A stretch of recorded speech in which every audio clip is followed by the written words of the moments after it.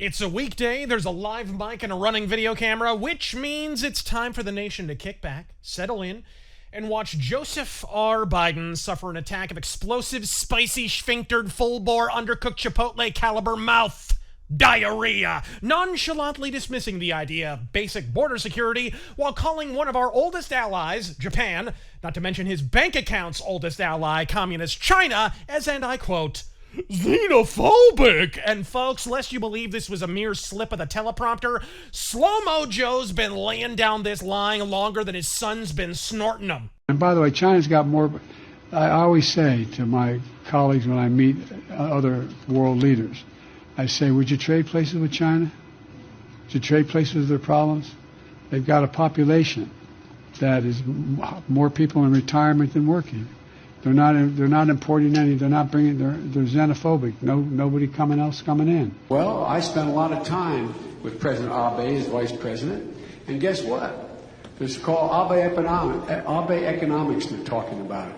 We're calling it, and that is there's an entire move because they are xenophobic, because they don't want to invite other people from outside their country to come in and make up the workforce. They have fewer workers than they have a need for workers.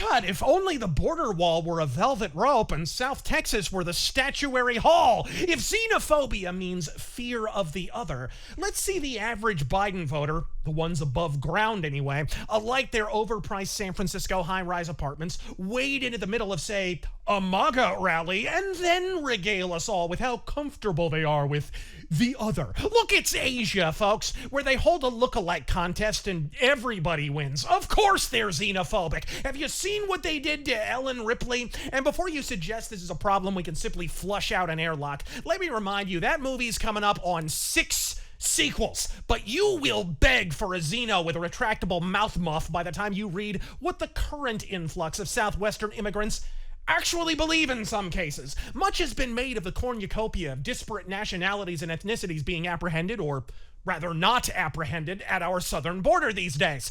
Everyone from Russians to Saudis to the shifty-eyed communist Chinese are turning up, and that's understandably inciting a raised eyebrow or 50, not to mention the incumbent conspiracy theories that result from such. But the truth is, even if not a single conspiratard is anywhere near the center bullseye when they allege everything from terrorist infiltration to counterintelligence ops, the garden variety Mexican infiltrators, once you actually look into them, should be sufficiently alarming already. Take the 2 most active pro-illegal immigration pressure groups in North and Central America.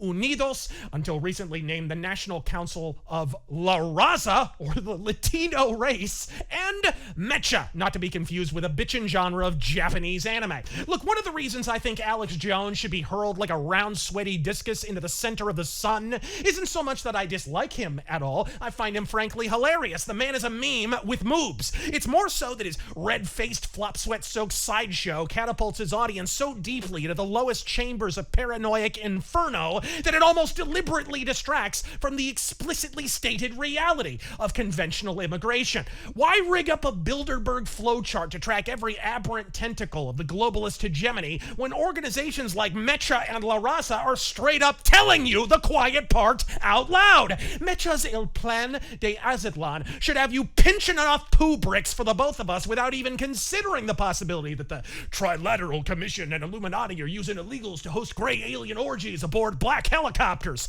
What is Aztlán? Why, the southwestern United States, of course. And what is El Plan? Well, why don't I just read it for you?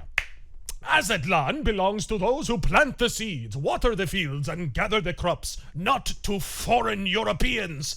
Yes, the irony that this is written in the European language of Spanish is just this side of weapons grade. Continuing, we do not recognize capricious frontiers on the Bronze Continent. But Razör, what's the Bronze Continent, you inquire? Well, it ain't Trump's bare midriff, I'll tell you that much. In Mecha's official mission statement, the concept is explained in punctilious, if a historical detail.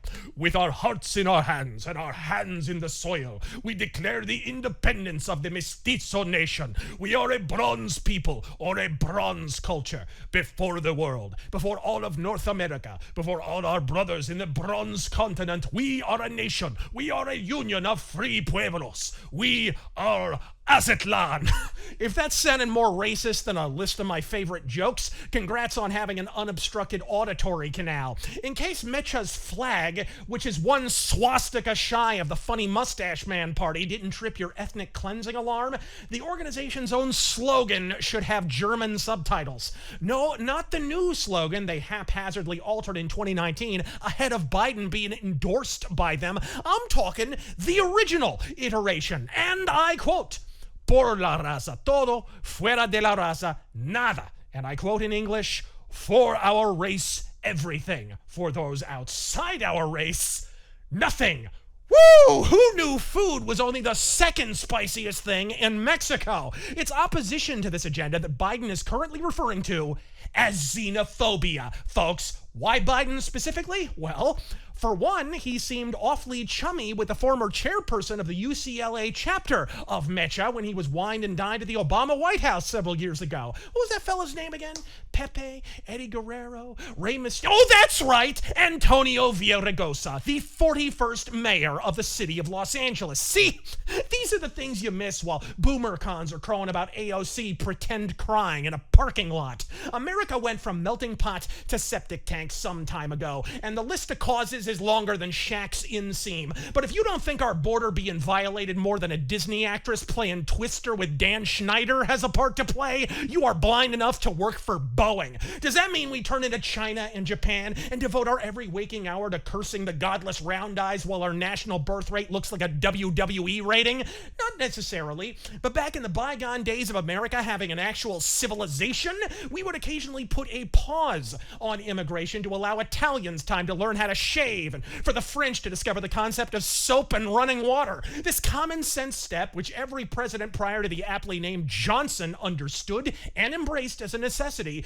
is no more xenophobic than periodically draining your pool to clean it is hydrophobic. Folks, our border has bigger holes than Val Kilmer's throat. So if you've ever watched one of the many live feeds out of El Paso or Tucson depicting the outright reconquista Biden assures us all is a xenophobic conspiracy, jaw plummeting fully floorward, and wondered aloud to yourself, why in high holy Hector are there 50,000 fajita-eating foreigners pouring across the border? Well, the answer is simple, because they only brought 2 vans. I'm Razor Fists. Vaya con Dios. It's an invasion of the heart and of the mind. Perfectly executed malignant design. No great nation can be in a position where they can't control their borders. It matters how you control your borders, not just for immigration, but it matters for drugs, terror, a whole range of other things. So that's the first sort of truism. Really, nigga?